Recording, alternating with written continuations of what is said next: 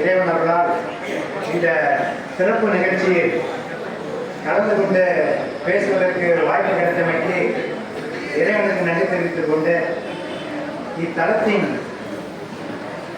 சிறப்புக்குரிய மனிதராக மட்டுமல்லாமல் இந்த நிகழ்ச்சி நடக்கிறதுக்கு இந்த இடத்தில் காரணமாக இருக்கின்ற போற்றுதலுக்குரிய அருணகிரிநாதரை வணங்கி இந்த நிகழ்ச்சியில் சிறப்பு விருந்தினராகவும் தலைமையேற்று நடத்தி கொண்டிருக்கும் மதிப்புரிய நீதியரசர் முருகபுரிகள் ஐயா அவர்களுக்கும்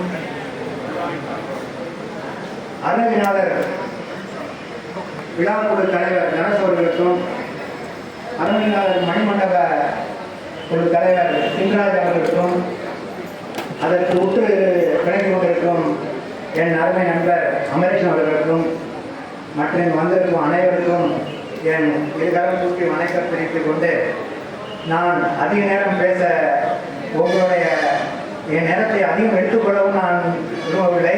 இருப்பினும் சில கருத்துக்களை சொல்லுவதற்கு இந்த நிகழ்வு எனக்கு கிடைத்ததற்கு நான் மறுபடியும் நன்றி கூறுகிறேன். நான் எப்பவும் இந்த ஒரு வார்த்தை எனக்கு எப்பவும் பிடிக்கும், அவனின்றி ஓர் அணுவும் அசையாது.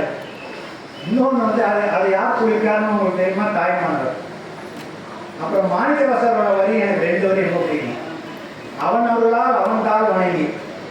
இன்னொன்று வந்து அவர் சொன்னது, அவனின் சிந்தையும் நின்றதுனால. அவனுடைய சிந்தை இல்லைன்னா நான் வந்து நினைக்க கூட முடியாது, அப்புறம் அருளும் பெற முடியாது. எல்லாத்துக்கும் மேலே அவனின்றி ஓரமும் அசையாது. அது எனக்கு ரொம்ப நம்பிக்கை உண்டு. அப்படிதான் நான் ஒரு 10 நாட்கள் முன்பாக நானும் அமரேஷனும் ஒரு நிகழ்ச்சி கலந்துட்டு வரும்போது எனக்கு முதல்ல இந்த நிகழ்வை பற்றி சொன்னது வந்து அமரேஷன் தான். காரில் வந்துட்டு இருக்கோம். அவர் சொல்கிறாரு, சார் நீங்கள் 21 ஃப்ரீயாக கொண்டு வந்தார் 22ஆம் தேதி. என்னென்னா நம்ம வழக்கறிஞர் பள்ளிராஜ் ஐயா அவர்கள் ஒரு நூல் எழுதியிருக்காரு, அதை நீங்கள் வெளியிடணும் அப்படின்னு. அந்த கருத்தை எனக்கு சொன்னவர் முதல்ல அமரேஷன். அதுக்கப்புறம் அடுத்த நாளே நான் வந்து ஐயா அவர்களை சந்தித்தேன். சந்திக்கும் போது எனக்கு இந்த நூலை அப்போ கொடுத்தாங்க. கொடுத்த உடனே அன்னைக்கு என் பக்கத்தில் யார் இருந்தாருன்னா என்னோட இன்னொரு இலக்கிய நண்பர் வையவன் அவர்கள் இருந்தார். வையவன் அவர்கள் இருக்கும்போது அவர் சொன்னார், என்னை பற்றி சில தூக்கி சொன்னார், அவர் எந்த நூல் எடுத்தாலும் அவர் அண்டர்லைன் பண்ணி படிச்சிருவார் சார் அப்படின்னு. இதுக்கு நான் வழக்கறிஞரோட நிகழ்ச்சினால ஃபிட்னஸ் ஒன்றும் இல்லை, சாப்பிட்டீங்கன்னா யாரும் நம்ப முடியாது. அதுதான் நூலை பார்த்தீங்கன்னா ஐயா பக்கத்தில் முதல் பக்கத்துலேருந்து கடைசி பக்கம் வரைக்கும் அண்டர்லைன் பண்ணி படிச்சிருக்கேன். என்னெல்லாம் அண்டர்லைன் பண்ணணும் அதெல்லாம் அமரேஷன் எடுத்து அதெல்லாம் நான் சொல்றேன். அவர் என்ன முன்னாடி பேச சொல்றாரு, அதெல்லாம் அமரேஷன் என்ன மாதிரி படிக்க முடியாது தான். கற்றாரே கற்றார் காம்புருவர் என்ன இல்லைன்னா சொல்ல முடியாது. ஸோ அதனால நான் அமரேஷனை பேச விட்டேன். ஏன்னா அவருக்கு எனக்கு தெரியும் அவர் என்னெல்லாம் பேசியிருப்பாரு தெரியும். இன்னொரு வித்தியாசம் வந்து வையம் நம்ம இருக்கும்போது இந்த 47 தலைப்புகள் ஐயா எழுதியிருக்காங்க. 47 தலைப்புகள். அந்த 47 தலைப்புகளை பற்றி நான் படிச்சுட்டு இருக்கும்போது ஐயா கிட்ட இன்சிடென்ட் எல்லாம் போய் சொல்லிட்டேன். நீங்கள் என்ன சொல்கிறது, அவரை வந்து எல்லாரும் வழக்கறிஞராக பார்த்துருப்போம். எனக்கு எப்படி அவரை பண்ணுன்னா, நான் வந்து நுகர்வோர் குறைத்தீர் மன்றத்தில் 5 ஆண்டுகள் வந்து நான் அந்த நடுவர் பணியில் ஈடுபட்டிருந்தேன். கன்சியூமர் டிஸ்பியூட் ரெசல்யூஷன் போராட்டத்தில். அப்போ நான் அவரோட வழக்காடும் திறமையை பார்த்து வியந்து பார்த்துட்டு இருப்பேன். இவர் பேசுகிறாருன்னா ரசிக்கணும்னு தான் கேட்டுட்டு இருக்கோம். நாங்கள் என்ன பண்ணோம்னா, இன்னொரு அடிக்கடி கேஸ் வராதா, இவர் வரமாட்டாரா. அப்போதான் தம்பி விஜயராஜெல்லாம் உள்ள நுழையிறாரு இல்லை. அப்போ நான் கன்சியூமர் போகிறதுக்கு வந்துட்டு இருக்காரு. ஆனால் ஐயாவோட வாதத்திறமையை கேட்பதற்காக அவர்கள் பதிவு பண்ணியிருக்காரு. தன்னோட வாதத்திறமையை திருவண்ணாமலையில் எத்தனை நீதியரசர்கள்லாம் கேட்க ஆசைப்பட்டாங்கன்னு சொல்லியிருப்பாரு. அது நானும் ஒருத்தர் கேட்டுட்டு இருந்திருக்கிறேன்.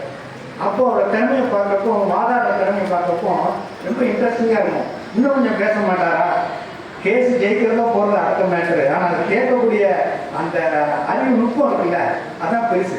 இன்னொன்று என்ன நான் நினைப்பேன்னா, ஒரு வழக்கறிஞர் துறையில் நான் ஸ்கூலில் படிச்சுட்டு வரும்போது காலேஜுக்கு போகிறப்போ எந்த கோர்ஸுக்கு போகலான்னு பார்க்குறப்போ எல்லோரும் என்ன சொல்லுவாங்கன்னா இன்ஜினியர் ஆகணும், டாக்டர் ஆகணும் எல்லாம் சொல்லுவாங்க. ஒன்றுமே முடியும் என்ன சொல்லுவாங்க அந்த நேரத்தில் நான் சொல்லி 80 சொல்லுவேன். ஒன்றும் இல்லைன்னா அட்வொகேட் சேர்த்து விட்டுருப்பான், லா படிக்க சொல்லியிருப்பான், ஏதாவது பேசுகிறவங்க லா படிக்க வைப்பான். அப்படி தான் இருந்துச்சு.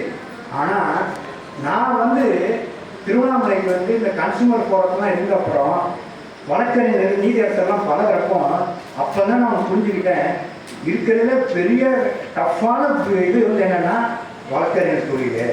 இதில் என்ன பெரிய விஷயம்னா, ஒரு வழக்கறிஞர் வந்து ஒரு வாரத்தில் எடுத்து ஒரு சப்ஜெக்டை பேசுகிறாருன்னா அவர் அந்த சப்ஜெக்டை படிக்காமல் மட்டும் பேச முடியாது.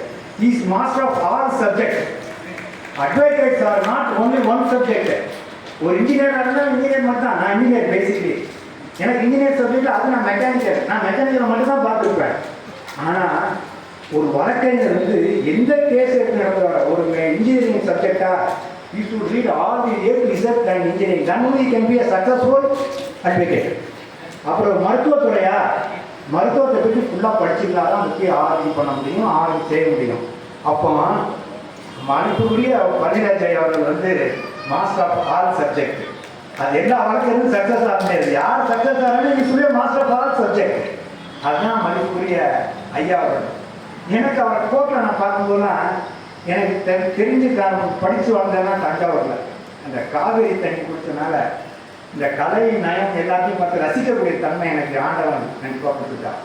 அப்படி இருக்கும்போது என்னோட ஹோட்டல் பக்கத்து ஹோட்டல் தான் சிவாஜியோட அவரோட ஹோட்டலு, அவரோட தேட்டர். ஸோ சின்ன வயசுலேயே எனக்கு அந்த குடும்பத்தோட நெருக்கமாக பழக்கமாக இருந்துச்சு. அப்போ ஒரு நாள் என்ன ஆச்சுன்னா, நான் வந்து சிவாஜியோட தம்பி அவர் எங்களை ரொம்ப சின்ன பையனாலாம் எல்லாம் ரொம்ப கூப்பிட்டு வச்சு அப்போல்லாம் வந்து என்ன வீடியோ அப்போல்லாம் வந்துருக்கு கேசட்டில் போட்டு டிவியில் பார்க்குறது. அந்த மாதிரி இருக்கும்போது அவர் வந்து வாரம் வந்து என்னென்ன லேட்டஸ்ட் மூவி இருக்கோ அதெல்லாம் பார்த்துட்டு இருக்கார். அப்படி ஒரு நாள் போகும் நல்லா சின்ன பையன். அப்போ என்டர்டெயின் இந்த ஜிம் பிளாக் பெல்ட் ஜோன்ஸ் இதெல்லாம் ஜிம் கான்சி அந்த ஃபைட்டிங் மூவி எல்லாம் எடுத்து போட்டுட்டு நீங்கள் பார்த்து ரசிக்க சொல்லுவார். அப்படி ரசிக்கிறப்போ ஒரு நாள் சொல்கிறாரு, எங்கள் அண்ணன் வந்துப்பா ஒரு கேரக்டர் நடிக்கிறான்னா அவன் ஒருத்தர் உருவாக்குற மனசில் வாங்கிட்டாப்பா நடிப்பான் அப்படின்னு சொல்லிட்டு திருவருட்செல்வர் படம் பார்த்துருப்பீங்க. அதில் அப்பரா ஒரு அவர் நடிப்பார். அவர் அப்படியே நானும் விரும்பி பார்க்குறேன். நம்ம யாராவது வீரபாண்டி கட்டபொம்மனை பார்த்துருப்போமா, வாவு சிதம்பரனை பார்த்துருப்போமா, சிவாஜியை பார்த்தா நமக்கு தெரியும் வீரபாண்டி கட்டபொம்மனா தெரியும், வாவு சிதம்பரம் தெரியும். அது மாதிரி அவரோட படத்தை எனக்கு பிடிச்சது. நான் பன்னிராஜ் ஐயாவை கோர்ட்டில் பார்த்துக்கலாம். நான் எப்படி பார்த்துக்க தெரியுமா, அவங்களுக்கு கௌரவ படத்தில் சிவாஜியை பார்த்துருக்கேன்.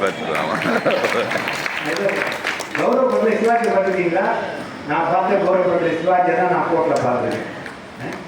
அதை ரஜினிகாந்த் நான் எல்லாரும் இப்போ அமரசிங்க உள்ள கிறிஸ்டிஸ்லாம் பேசிட்டாரு. நான் அதிகம் பேசுறதுக்கு இருக்கோம்.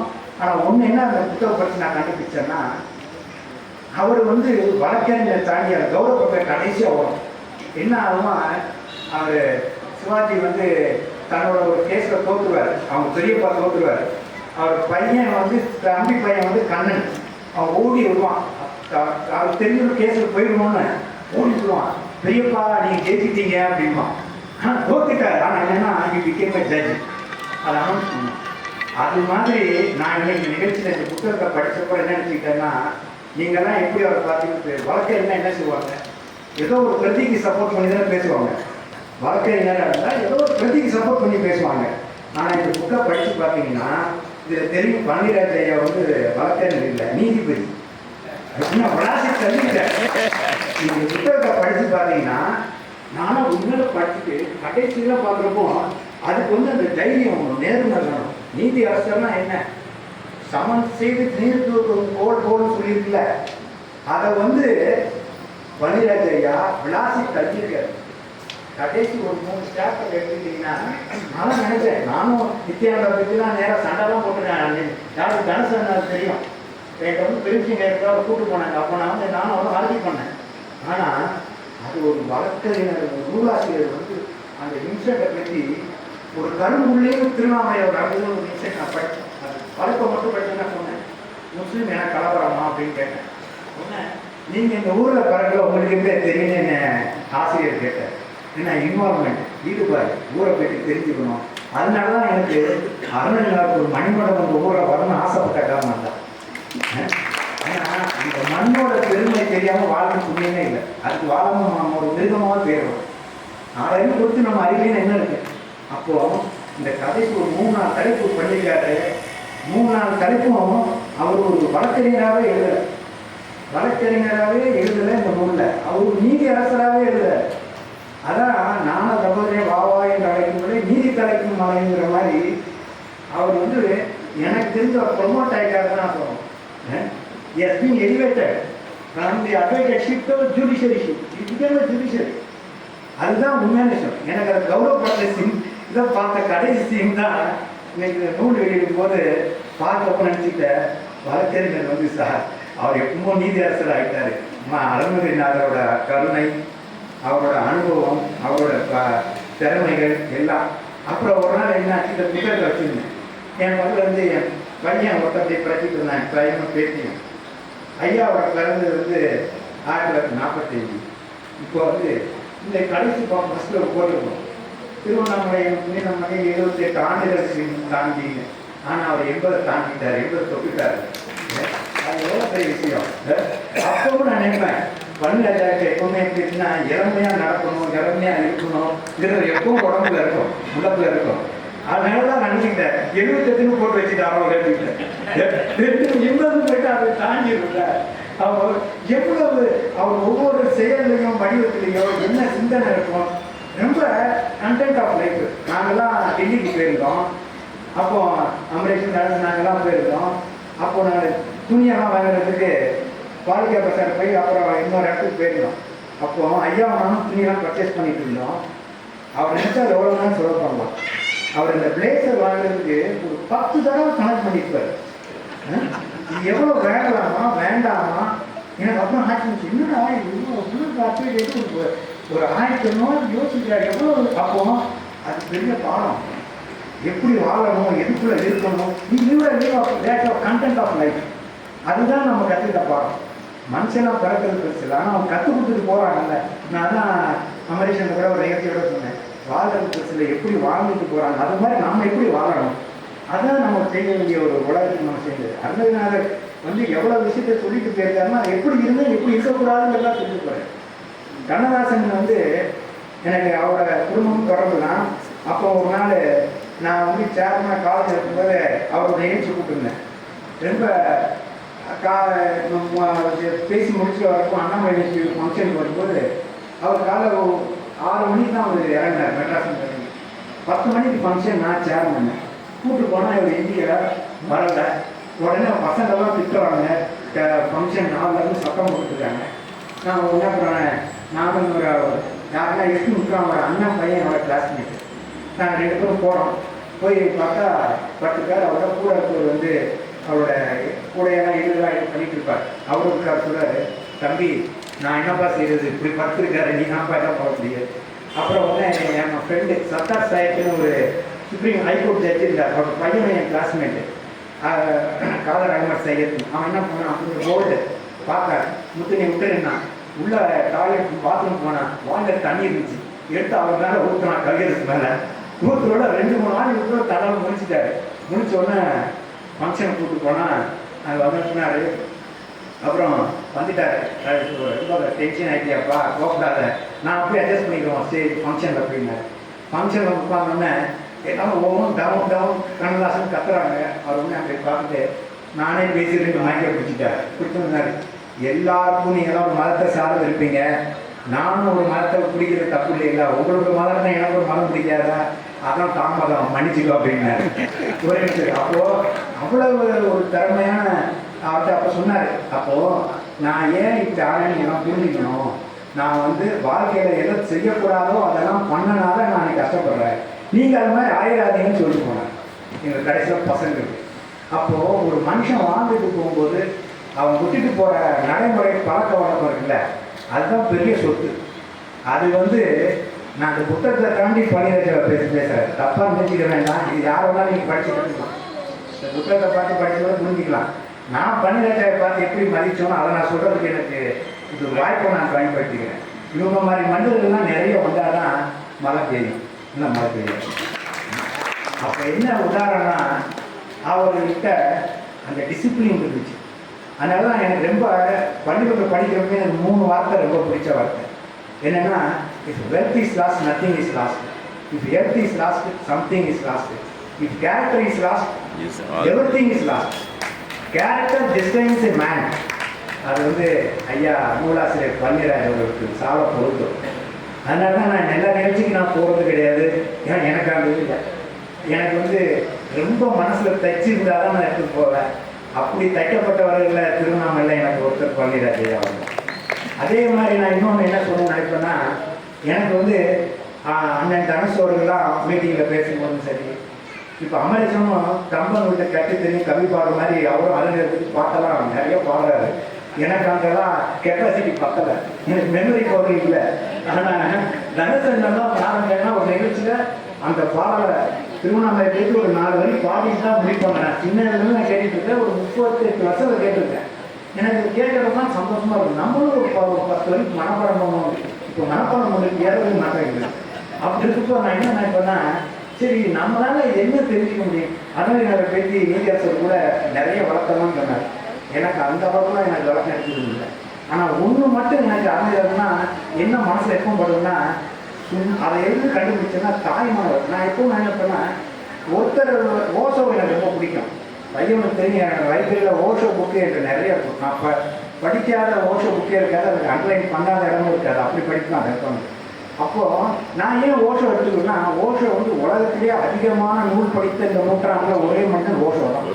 30,000 புக்கை படிச்சிருக்காங்க, எவ்வளோ பெரிய இது. அப்படி பார்க்குறப்போ அருணகிரிநாதரை பற்றி எனக்கு அதிகம் தெரியாது. அவர் எவ்வளோ பாட்டுக்கு போயிருக்காரு, எவ்வளோ ஊரில் போயிருக்காரு. ஐயா சொன்னார், என்னென்னமோ சொன்னார், எனக்கு அதெல்லாம் எடுத்து பார்க்க தெரியல. ஆனால் தாய்மானவர் மட்டும் யோசிச்சு பார்ப்பேன். தாய்மானவர் சொல்கிறாரு, அருணகிரிநாதர் அப்பா சும்மா ஒரு வார்த்தை சொல்ல அப்பாங்கிறாரு. அது என்ன வார்த்தை சொன்னா, சும்மா சொல்லாரு. இந்த ஒரு வார்த்தை தாய்மானவர் எவ்வளவு பெரியாது. அவர் சொல்றாரு, ஒரு வார்த்தை சொல்றாரு, அது என்ன சொல்றாரு, சும்மா சொல்லாருங்கிறாரு. ஒரு சும்மாங்கிறது எவ்வளவு பெரிய விஷயம். நம்ம ஆங்கிலத்தை சொன்னோம், பின் ட்ராப் சைலன்ஸ். அப்போ அருணகிரிநாதரோட திருப்போட அத்தனை சார் பிரிஞ்சு ஒரு டிராப் போட்டா என்ன இருக்கும், சும்மா சொல்லாரு. நான் பார்த்தது அருணகிரிநாதர் இதுதான். நான் கேட்டுக்கிறதோ உங்களால் பார்த்து வேண்டிக்கிறதுக்காக எனக்கு இந்த மண்ணில் வாழ்றதுக்கு வாய்ப்பு கிடைச்சிச்சுன்னா எனக்கு சும்மா சொல்லி முடியாத வேண்டிக்கிறேன். அது இருந்தால் போதும், வேற என்ன. மனம் வந்து மோன நிலைக்கு செல்றது தான் மிகப்பெரிய நிலை. Mind is and idle minds devil's workshop. அப்போ அதை விட்டுட்டு வரணும். அது அப்புறம் இதெல்லாம் வெளியே பேசிட்டேன். ஆனால் எனக்கு வந்து அமரேஷன் அவர்கள் பல விஷயங்கள் சொன்னார். எனக்கு ரொம்ப இதில் வந்து ஐயாவோட ஆன்மீகத்தை எப்படி பார்த்தேன்னா, அறிவியலையும் கொண்டு வந்திருக்காரு. ஒரு இதில் சொல்கிறார், நீர்மேய்ச்சி மரம்னு ஒன்று இருக்குது ஜமுனாமத்தூர் பக்கத்தில். அந்த மரத்தோட சிந்தனையும் ஐயா அந்த நூலில் பதிவு பண்ணுறாரு. திருவண்ணாமலையில் வந்து அகல் ஆராய்ச்சிலாம் பண்ண போகிறாங்க, பக்கத்தில் எல்லாம் போட்டிருக்காங்க. என்ன ஆராய்ச்சி பண்ணாலும் அவருக்கு பதிவு பண்ண ஒரு விஷயம், இது வந்து பெரிய விஞ்ஞானபூர்வ விஷயம் வந்து நீர்மேய்ச்சி மரம் இருக்குது. அந்த மரம் வந்து கீழே இருந்து நீரை எடுத்து மேலே ஃபவுண்டன் மாதிரி தெரிக்குதுன்னு போட்டிருக்காரு. இந்த செய்தியை வந்து யாரால் கொண்டு வர முடியும் இந்த ஊருக்குள்ள? அப்போ அவர் மாஸ்டர் ஆஃப் ஆல் சப்ஜெக்டாக இருந்தாலும் அதை ரசித்து எழுதியிருக்காரு ஒன்று. அதே மாதிரி நிறைய விஷயங்கள் அவர் எடுத்துட்டு வர்றாரு அதில். அப்படி இருக்கும்போது எனக்கு வந்து அவர் சொன்ன, நான் அமேஷன் அதை பேசுறாரு, நான் ஆன்மீகத்தை பார்க்கறதுனால அதை டச் பண்ணாமல் முடியல, ஏன் 2 பேரும் சந்திக்கலைங்கிற விஷயத்தை கொண்டு வர்றாரு. மகாத்மா காந்தியும் ரமணரும். அப்புறம் அவர்கிட்ட போய் ராஜேந்திர பிரசாத், அவர் யாரும் போகணும் காந்தியை போய் பார்க்க போனாலும், நீ எல்லாம் அமைதி வரும்னு கேட்டால் நீ நேரம் திருவண்ணாமலைக்கு போ, அங்கே போய் ரமணர்கிட்ட போய் எரியும் பார்க்கலாம். ஆனால் அவர் மட்டும் வரலை. அதுக்கு யார் காரணங்கிறது ஐயா நீதிபதியாகவே சொல்லிட்டாரு. அதான் சொல்கிறேன், அவர் நீதிபதிங்கிறாங்க. வழக்கறிஞர் இருந்தால் யாரோ ஒரு பக்கம் வாகனம் எடுத்து அந்த செய்திக்காக போயிருப்பார். அதை தாண்டி இதெல்லாம் நடந்துச்சுங்கிறத இது பெரிய விட்னஸ். தொல்பொருள் துறையோட மேட்ரு அமேஷன், இந்த புக்கே பெரிய விட்னஸ். நம்மளாம் ஒன்றுமே சொல்ல வேண்டாம், நமக்குலாம் அடிப்பட்ட எல்லாருக்கும் தெரியும். ஆனால் ஐயா வந்து வரலாற்று சான்றாக வச்சுட்டு வைக்காரு. அதுதான் பெரிய கதான் சொன்னால் ஒரு நீதிபதி ஆகிட்டாருன்னு. இந்த புத்தகத்தை படித்தா அவர் வழக்கறிஞர் கிடையாது, ஒரு நீதிபதிங்கிறது அதை ப்ரூவ் பண்ணுறாருங்கிறாங்க. அப்படி இருக்கும்போது ஏன் இவங்க 2 பேரும் சந்திக்கிறீங்கிறப்போ ஒருத்தர் கேட்கிற சொல்கிறார். அப்புறம் ராஜேந்திர பிரசாத் வர்றார். அவர் வந்து முன்னாள் ஜனாதிபதி. அவர் வந்து பார்க்குறாரு. பார்த்துட்டு ரமணருக்கு போகிறப்போ கேட்குறாரு, நான் காந்திக்கு போய் என்ன சொல்கிறது உங்கள்கிட்ட. அப்போ இருக்கிறாரு, எந்த சக்தி இங்கே இருக்கிறதோ அந்த சக்தி அங்கேயும் இருக்கிறது, அது எங்கும் இருக்கிறது. இதயத்தோட இதயம் பேசுவதற்கு மொழி தேவையில்லை, வார்த்தை தேவையில்லை என்று சொல்லுங்கள், அவருக்கும் தெரியும் அப்படின்னு. எவ்வளோ பெரிய எசன்ஸ்! எல்லா இடத்துலையும் வியாபிக்க இருக்கிறது ஒரே சக்தி தான். அப்போ அது வந்து தூயமாக இருந்துச்சுன்னா சொல்ல வேண்டிய அவசியமே இல்லை, உணர்வுலேயே செல்லும். எப்படி இந்த உணர்வு வந்து என்னைக்கும் அவங்களுக்கும் உள்ள உணர்வு, ஏன் இந்த நூல் எடுத்து என்ன தேர்ந்தெடுக்கணும் அப்படின்னா உணர்வு தான். மொழியால் பேசல சொல்லல, உணர்வால் பேச முடியும். அதனால நான் எப்பவும் அழுத்தமாக சொல்லுவேன், தாய்மொழினா எதுக்குன்னா தமிழ் மொழி தான் ஆதியில் உள்ள மொழி. தமிழ் மொழியோட சிறப்பு போல எந்த மொழிக்கும் கிடையாதுங்கிறது அடுத்த திருத்தமாக நீ எங்கே வேணாலும் சொல்லலாம். அது ஒரு உதாரணம் என்னன்னா, உணர்வு தான் தாய்மொழி எல்லாருக்குமே. ஒரு குழந்தை பிறந்தா கூட சரி, ஒரு பசு கண் போட்டுருக்கோம், அந்த கண்ணு வந்து தன்னோட தாய்கிட்ட போய் கண் திறக்காமலே பால் அறியும். பசுவும் தாய் என்ன பண்ணணும், அந்த கண்ணுக்கு ஏற்ற மாதிரி பண்ணி கொடுக்கும். அது எப்படின்னா அந்த உணர்வால். இதை நான் எப்படி பார்ப்பேன்னா, பார்த்துட்டு நான் கிராமத்தில் சில வயலில் பார்க்குறப்போ எங்கேயோ ஒரு குழந்தைய வந்து தொட்டியில் மரத்தையில் தொங்க போட்டிருப்பாங்க. வேலை செய்கிறவங்க ஒரு 10 அடி தள்ளி இருப்பாங்க. ஆனால் சத்தம் கூட கேட்க வாய்ப்பு இல்லை. ஆனால் அந்த குழந்தை அதுனா தாய் ஓடிந்து பால் கொடுப்பாங்க. இதுதான் அந்த உணர்வு தான் சேர்ந்தது. அந்த உணர்வு தான் தாய்மொழி. அந்த தாய்மொழியில் அதுவும் தமிழ் மொழியில் இருந்து பிறந்து வளர்ந்து அது எவ்வளோ பெரிய புண்ணியம். அது மாதிரி அமரேஸ்வரன் சொன்ன மாதிரி என்ன சொல்லிட்டாரு. இருந்தாலும் இன்னொரு இன்சிடென்ட் எனக்கு எப்பவும் அடிக்கடி என் நண்பர் வையவனும் பேசிட்டு இருப்போம். நட்பை பற்றி சொல்லணும்னா கோப்பூரஞ்சோரம் பிசிறந்தியாரை பற்றி சொல்லுவார். ஐயா வந்து கொரோனாவையும் எடுத்து இந்த நூலில் எடுத்து காட்டியிருக்காரு. அதை மென்ஷன் பண்ணுறார். பிசிறந்தையாரும் கோபுரஞ்சோரன் நட்பும் வரலாற்றில் மிகப்பெரிய. அப்போ எந்த அளவுக்கு உணர்வு, அவங்க 2 பேரும் சந்திச்சதே இல்லை. 2 பேரும் சந்திக்கல. தான் வந்து உயிர் நீக்கும் போது சொல்றாரு, என்னோட நண்பன் வந்து இருக்கிறான், பாண்டி நடந்து வருவான், அவனுக்கு பக்கத்தில் ஒரு இடம் வைங்கன்னு சொல்லிட்டு போவார். அப்பேற்பட்ட அவர் வரலாற்று உண்மையை கொண்டு போய் இதில் பதிவு செய்திருக்கார். ஏன்னா நான் உங்கள் நேரத்தில் அதிகம் எடுத்துக்க வரல. எனக்கு இந்த வாய்ப்பு கிடைத்தமைக்கு ரொம்ப நன்றி கூறி விடைபெறேன். நன்றி, வணக்கம்.